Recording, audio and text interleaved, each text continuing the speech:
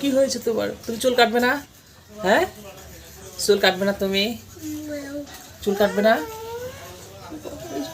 এটা কেমন করে রাজু? ছাপার চুল কাটাতে আসছি বাজারে, চুল বড় হয়ে গেছে। এমন করতে হবে না বাবা। কি হয়েছে? কি হয়েছে তোমার? হ্যাঁ, কি হয়েছে তোমার?